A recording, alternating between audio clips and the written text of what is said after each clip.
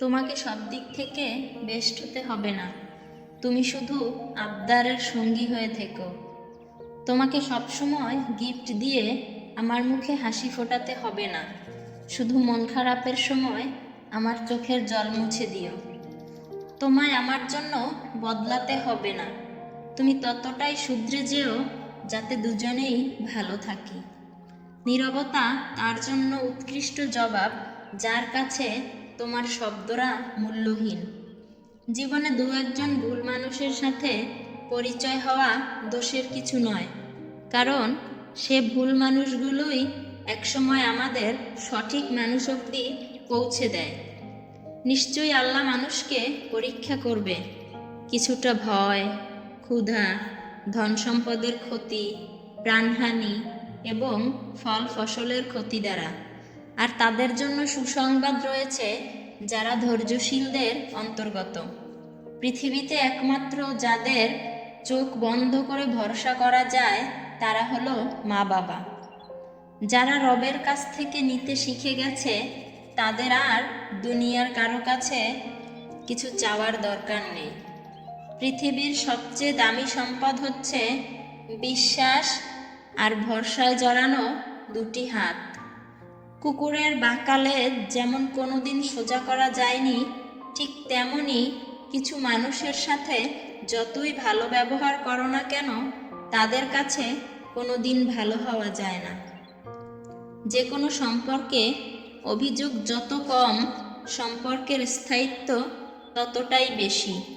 সবার কাছে যেমন সব কিছুর মূল্য পাওয়া যায় না, ঠিক তেমনি সবার কাছে সব কিছু আশাও করা যায় না। তাই কখনো কখনো আমাদের অনেক কথা মনের ভেতর চাপা পড়ে মরে যায় একটা আশ্রয়ের অভাবে, একজন মানুষের অভাবে। হঠাৎ করে কাউকে ভুল বোঝা উচিত নয়। কে বলতে পারে যেটা তোমার কাছে ভুল, কিন্তু সেটা তার কাছে পরিস্থিতির অসহায়ত্ব। যারা সব সময় নেই নেই করে, কান্নাকাটি করে, তাদের কাছে সুখ কখনো ধরা দেয় না। কারণ জীবনে যা আছে তাই নিয়ে সন্তুষ্ট থাকার নামই সুখ। অভিমান যে বোঝে না, সে অভিমান শব্দেই বিচ্ছেদের সুর খোঁজে। জীবনটাকে আজও বুঝতে পারলাম না। আমাদের নিজের অজান্তেই এমন কিছু ভুল হয়ে যায় যা থেকে নিজেকে ফেরানো যায় না। না পারি সামনে যেতে, না পারি ফিরে আসতে। কত আয়োজন, কত প্রিয়জন হারিয়ে যায় দিন শেষে। কত অভিমান পুষে রাখি, কেউ কেউ ভুলে যায় ভালোবেসে। চাইছে আমায় ভাঙতে যারা, করছে রোজ হেয়, শক্ত করে নিজেকে গড়ে জবাবটা তাদের দিও। কারো মনে যদি জায়গা করে নিতে চাও, তাহলে কিছুটা জায়গা তাকেও ছেড়ে দাও। একটা মানুষ দেখতে যতই সুন্দর হোক না কেন, সে মানুষটার প্রতি যদি একবার ঘৃণা চলে আসে, তখন তাকে দেখতে পৃথিবীর সবচাইতে নিকৃষ্ট প্রাণী মনে হয়। সৎ এবং মহৎ লোকদের সমালোচনা করা খুবই সহজ, কিন্তু তাদের মতন হওয়াটা অনেক কঠিন।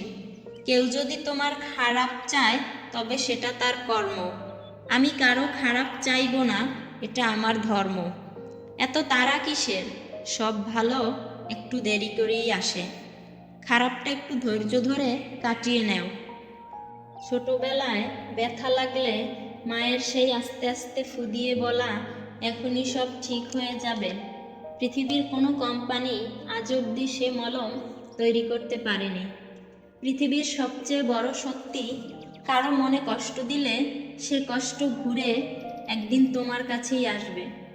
অতীত নিয়ে বিভ্রান্ত হইও না, ভবিষ্যতের স্বপ্নে হারিয়ে যেও না। বর্তমানের দিকে মনোযোগ দাও, এটাই সুখী হওয়ার একমাত্র উপায়।